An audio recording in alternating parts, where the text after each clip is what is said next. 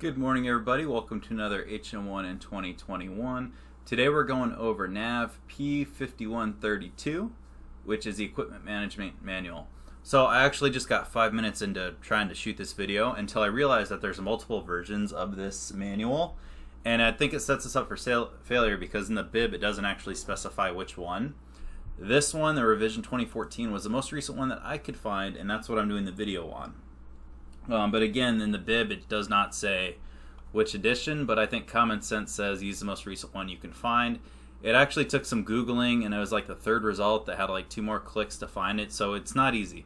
So make sure that you're actively looking and you're not using like the other one that I did my other video was a 2008 one, and this is another 6 years more recent. So just make sure you're looking at the right 5132. So again, NAVMed P5132 is the Equipment Management Manual. So this is all about equipment stuff. Let's scroll down to our table of contents. So according to the HM1 bib for 2021 September, there is only one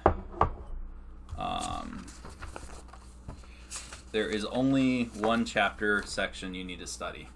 So that makes it a little bit easier because as you see, this is like a couple 100-page manual, but all we need to do is like the 15 pages in chapter 8. Which is all about accountability for equipment. So we got how to keep property account records, how to identify your equipment, how to do individual accountability and responsibility, equipment gain, inventories and inspections. I would say this one pings the most at me because I know that that's like half of the equipment chapter in the Corpsman manual. So when you're studying, try to think of what builds on what. So if the same information is seen like 5 different times in different bibs, super avert hint that yeah, maybe I should study that a little harder. And then we have accounting for loss or damaged property. So if something gets lost, what do you do? And then the loan and transfer of equipment. So let's go ahead and scroll down chapter 8. So as you can see, like really pay attention to what you need to study for your specific bib. Otherwise, you would have read all of this for, I don't want to say no reason because it's still important stuff to know, but it's more than you need to know for this exam. It's really hard for us. We got to study, so just focus on what you got to do. Make it as easy for yourself as possible. So then look, we're looking at Article 8.1, Property Account Records. So I have my notes in front of me, so if you hear page turning, that's because I'm also flipping. Article 8.1, Property Account Records. Accountable equipment records are also known as property account records, and they get coded as accountable equipment. In DMLSS, anything that's considered accountable equipment has an AEC code, so accountable equipment code, as Yankee. So what code is accountable equipment? Yankee. So accountable records are going to be held for all personal property purchased, leased, obtained worth $5,000 or more, and items that are considered sensitive classified that meet all of the following criteria. Pilferable, $5 word for someone can steal it easily. Critical to the activity's business, and it's also hard to replace or repair. So just think if you can steal it, if it's important, it's hard to replace, we need an accountable record for it, especially if it's worth $5,000 or more. And there's a couple other types of records. So maintenance significant, that's all medical devices which have an indicator as Y, so medical requirement or maintenance requirement indicator is Yankee. And also it would have the accountable equipment code as Yankee and DMLSS. So that makes it a little easier. So that MRI, the maintenance requirement, is Yankee. And so is the accountability equipment code. Any equipment that is intended for permanent home use is treated as an inventory item and not as equipment. Which to me, I think that makes a lot of sense because I'm not getting it back. So I'm going to put it on my report as something I have to spend money on for it to go. Oh, my finger slipped on the scrolly wheel. So there, and then the other type of accountable equipment, automated data processing, such as like laptops, PDAs. I don't think anyone has PDAs much anymore, but anything that does data processing and is small. You have your test, measurable, and diagnostic equipment, and also other records need to be kept. So, like for example, risk management stuff, risk assessments. And if like state, federal, or local laws suggest otherwise. So the equipment manager, also known as your PPM, who is your personal property manager. they're the one that's important, or they're the ones that are accountable for pretty much all equipment. The equipment trickles down to the custodians or responsible officers, who are the ones that keep the equipment in their areas. Like for me as a SARP counselor, we have a ton of breathalyzers. I'm the equipment custodian for that, so I have a list of like what breathalyzer is, whose office, as well as when they need to be recalibrated. There's also an inventory list that needs to be updated annually, or within 20 days before the change of the custodian or responsible officer. So think department head or equipment management, petty officer, whoever that may be in your department. And then when you do that, so again, when there's turnover, there needs to be 2 copies of the equipment list. Equipment manager keeps 1 copy and the custodian keeps another. So just so when they do turnover, everyone signed, yep, this is what we have, this is what we don't have. And that's really it for number 1. I'd say the important is to know that the AEC and the MRI is both Yankee. Personal equipment is $5,000 or more, and it meets the criteria of stealable, critical to activities business meeting or business mission, hard to replace, and just that 20 days prior to the change of custodian for the property manager stuff. And that's it for accountability records. Now let's look at equipment identification.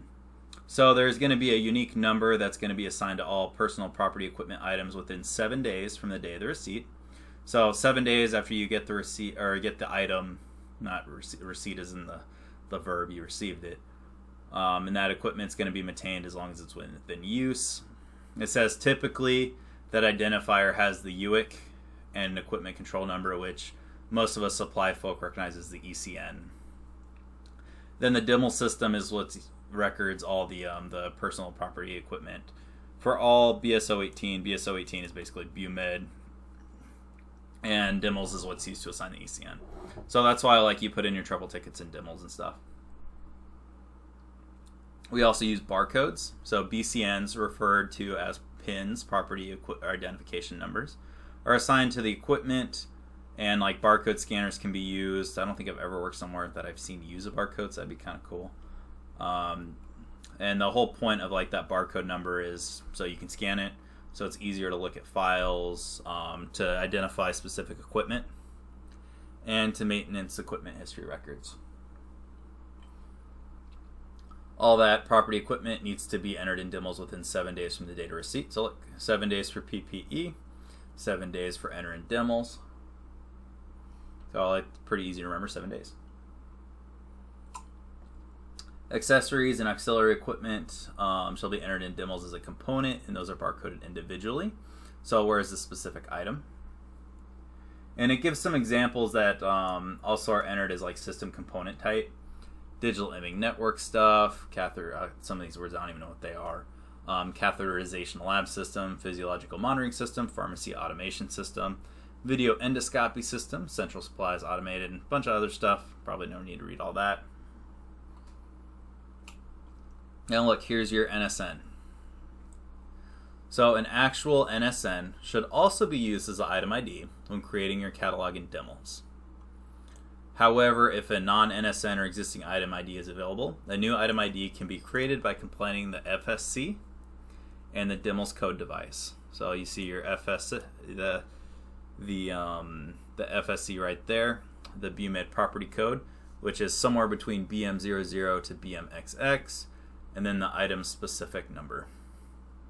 I don't think I've ever seen that before, so that might be something to remember. So what are the 3 parts of NSN when creating a catalog in DMLS per the equipment management manual? That's your federal supply code, that's your BUMED code, and that's your device code. DMLS device code table will be used when assigning a nomenclature. So apparently there's an actual chart that unifies all this, but it's not in this chapter. Anything that's leased, so equipment we're borrowing that's worth $5,000 or greater, gets a barcode that will not damage the equipment because we're borrowing it, we don't own it. And then that's returned to the vendor once we take off the barcode. Then it says the designation of the proper location of equipment is the responsibility of the activity. So how do you put on a barcode? Which I think kind of makes sense. The permanency of identification in light of the nature to which is attached. So for example, if we have a vacuum cleaner, you're probably not going to put your barcode on like a vacuum cleaner attachment as opposed to the vacuum itself. if it impacts like sterilization or anything like that. If the cleaning it can mess up the barcode to make it easy to see, so you're not going to put it like underneath a wheel or something. And this is how easy it is to look at. So barcode, it needs to be visible. It needs to be something that doesn't interfere cleaning, and it needs to be on a permanent part of the equipment. So there's not too much on that one. I'd say remember your 7 days. 7 days when you get the equipment to put it in the DMLs. Yeah, that's kind of the big one there. Article 8.3, Individual Accountability and Responsibility. Let me pull up that. Let's see. Personal property personnel at all levels are obligated to keep accurate records of personal property. So just to make sure you're monitoring like when stuff gets moved out of your department and what happens to it. The CO's overall responsibility. So the CO of accountable activities has the overall responsibility of this maintenance of the financial personal property records. The CO is pretty much overall responsible for anything, so that makes a lot of sense. It is the CO's job to appoint that equipment manager, also known as a personal property member. It's the property manager. It is their job to make sure that there's official financial equipment records. They need to make sure that the data is compiled, and they need to make sure that there's some internal controls to make sure that the equipment inventory is staying accountable.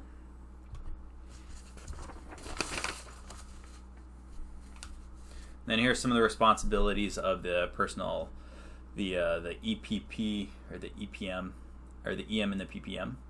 Ensure that the DD Form 200 is initiated by the custodian responsible for the missing equipment. That's basically a form that just says it's lost, but I think it defines what exactly the name is at later. If it's not, I'll put it in the bottom. And make sure that they're helping the senior biomed tech locate the medical equipment. That's it. So the big ones there are actually medical equipment accountability. So all equipment with that MRI is considered accountable. It must be tracked. And that is both cost per use and leased equipment. If you can't find it, the equipment manager and the responsible officer will make every effort imaginable to locate that missing item. If it can't be found within 30 days or by the end of that maintenance cycle, the equipment manager needs to initiate that DD Form 200. So again, that was pretty wordy. Basically what that says is if there's important equipment that's missing, you have 30 days or the end of the that PM cycle, that preventive maintenance cycle, to annotate that DD Form 200. And it's whichever is less, so either 30 days or the end of that PM cycle, whichever happens sooner. And then if that medical equipment has an MRI of no and the BMET changes it to yes, basically saying that they've gained it in the biomed department, the tracking will fall under the sole responsibility of biomed because they gained it. And that kind of brings on equipment gain. Equipment gain is basically creating records for accountability and or maintenance. So they're talking about how you gain equipment administratively. Let's see, there's some codes here, which I think kind of makes sense. I don't think this would be too hard to remember. XMP, it's not in letter order, and it doesn't actually say what these stand for, what the different acronyms stand for. It's not super obvious. So X is probably expense. So XH is the lowest. So operation and maintenance costs less than 100K. I can't tell if this is by year though. But let's see. So MH, operation and maintenance health affairs of cost of 100K to 250K. PH is above 250K. So if you think X is under 100, MH is 100 to 250, PH is 250 onward. Then there's some other letters in there, which they don't have numbers to them, so I don't know if that would be super hard to remember. I can't really see anything else that super jumps out, man. Oh, here you go. The acquisition cost should equal the amount net of both trade and cash discounts paid for the property, plus transpo and other auxiliary costs. Talk about a word puzzle. Basically what it's saying is the cost, so if it's like $50 off, you annotate the $50 off. However, if the transportation's like another $5,000, you add the $5,000. So it's kind of like the net cost. What does this actually cost plus shipping and handling to get to us? Acquisition date is when the equipment was officially received.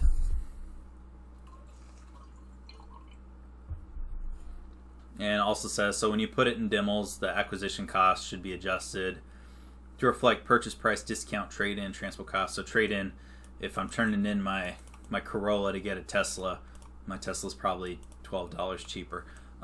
Transportation costs, installation costs, stuff like that. That's really it. So equipment gain, I'd say the most important thing is the XH, MH, and PX. XMP. Maybe there's a way to remember that. I'll think on that one and type it up.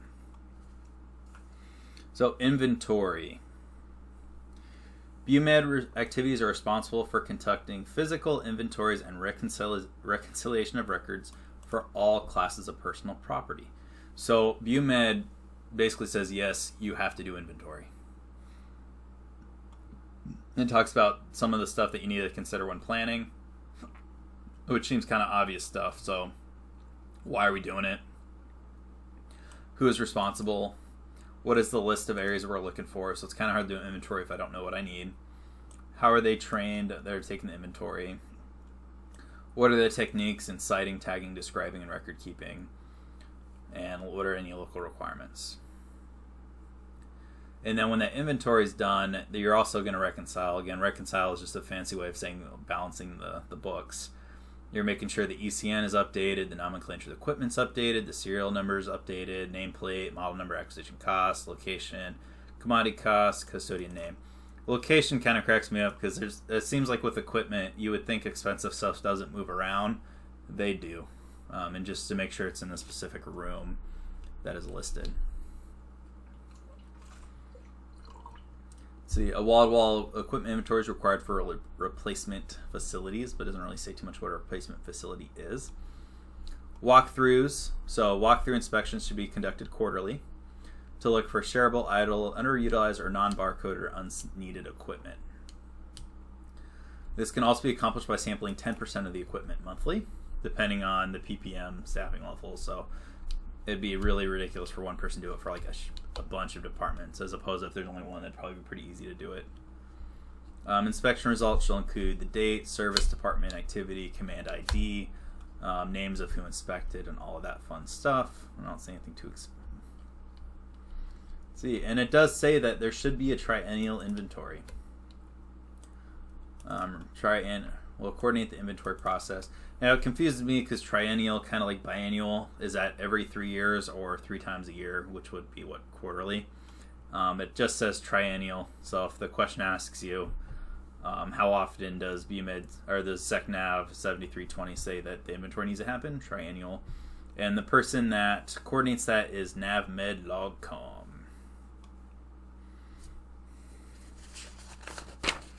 All right, let me flip over to 8.6.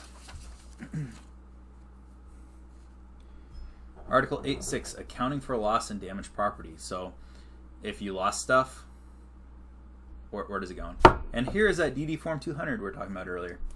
So DD Form 200 is a financial liability investigation of property loss. That's going to get initiated by the responsible officer or custodian. So when I said earlier that stuff needs to be either found 30 days after it's noted it's missing, or this form should be filled out within 30 days after it's noted that the equipment is missing, or the end of that PrevMed cycle, the preventative maintenance cycle, whichever is first.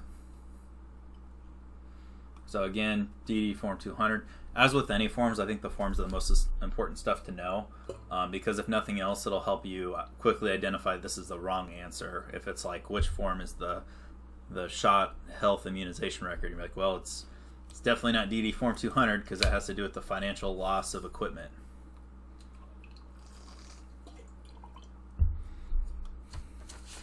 And I believe we're getting near the end here. So Article 8.7, loan and transfer of equipment. Loaned equipment is all recorded into DMLSS, so it can be tracked until it's returned to the owner. And it says there's a NavMedCom instruction 6320.3 Bravo, which is going to detail the types of medical and dental care available for beneficiaries at medical department facilities. There's some expendable items that may be just straight up issued to patients, such as ortho aids, braces, crutches, hearing aids, implants. But the stuff that can be loaned, it defines as wheelchair, infusion pump, hospital bed, and resuscitator. And then typically personal property is usually not available to loan for patients.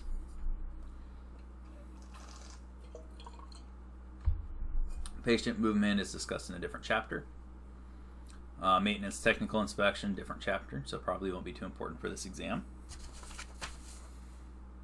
Let's see. Personal property may be loaned among ward services or clinics. This may be necessary when equipment resources. So basically, how do you loan stuff to other areas in your hospital? So inter-hospital loans can only be made for 60 days. Anything that needs to be done, like loaned for more than 60 days, you need to have the personal property manager, also known as the equipment manager. They need to issue it permanently to that department. And then equipment managers must coordinate interactivity loans of equipment, and they're going to use the DD form 1348 TAC 1 alpha to document interactivity loans and transfers. So the equipment manager of the loaning activity, so who is given it, they are the ones that have to maintain the file on equipment that is loaned to patients. That's going to be documented on either the DD form 1348 TAC 1 alpha or the GSA optional form 7. The equipment manager retains the original. However, the patient, the loaning department head, and the biomed engineering division all maintain copies of the form.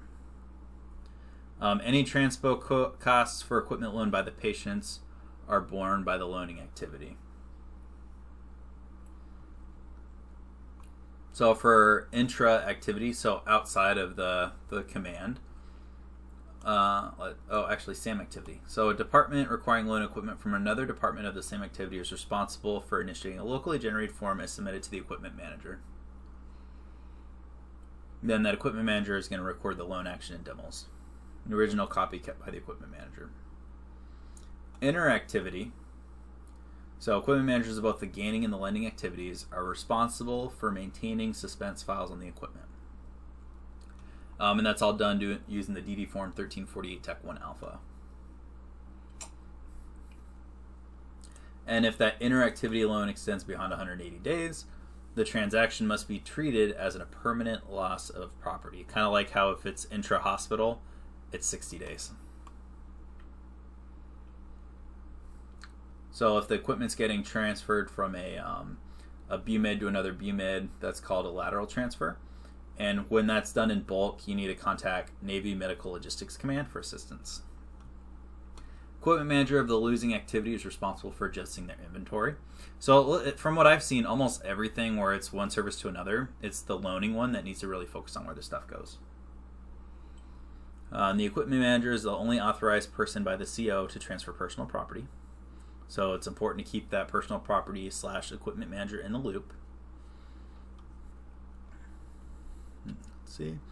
For equipment given to another DODMTF, the transaction is turned into defense reutilization and marketing use. So if it's another department of the defense MTF, it's a DRMS. That's probably important. For a different federal agency, it's transferred to Non-DOD Organization, so that makes sense. And if it's traded into a private organization, trade in equipment. So again, the three types of other equipment transfer: 1, to another DOD MTF, which is turn in defense reutilization and marketing services; 2, transfer to non-DOD organization; 3, trade in equipment. Any personal property purchased by a Navy Medical Logistics Command or by a higher echelon and forwarded to a lower activity shall be gained by the receiving activity as the equipment inventory adjustment gain. Then personal property has been transferred, sold, disposed, lost, stolen, or destroyed shall be properly documented and removed from the personal property system at the time of the property leaves the activity or is determined the item no longer exists. And that's retained for 3 years or 36 months. So how long do you maintain files for equipment that you've terminated? 36 months. Equipment manager shall ensure equipment has a condition code A, B, or C. Equipment disposal will be coordinated with the nearest DRMS. So again, that's the Defense Reutilization Marketing Service, using a signed DD form 1348 TAC 1 alpha or electric turn-in document. Then while waiting for a stamped or signed receipt from DRMS, property shall be transferred to hold in DMLSS. And then once once the stamp sign receipt is received, the equipment manager is going to do a loss in DMLs and use the reason turn into DRMS. And then there's a help. I think that's really funny. There's a help button in DMLs that can tell you what you need to do. And that's it for Chapter 8. I think my one lingering question is what is actually called the 1348 Tech 1 Alpha, and I'm going to put that in the comments because I didn't see this in this chapter. I think the one thing, like the one hazard when you're looking at only a specific section is you're not looking at the whole book, obviously, but sometimes like the first few chapters will like provide the acronym or what stuff is and just assume that you've read it. So I'm going to look it up and I'm going to type what that is. And I'm trying to think if there's anything else. I just want you guys to know this. It took 25 minutes to go over this. So there's really just take a little bit of time every day, look at your instructions. Hopefully we all get paid by the end of this year and get that money. Have a good day. Hope you enjoyed this.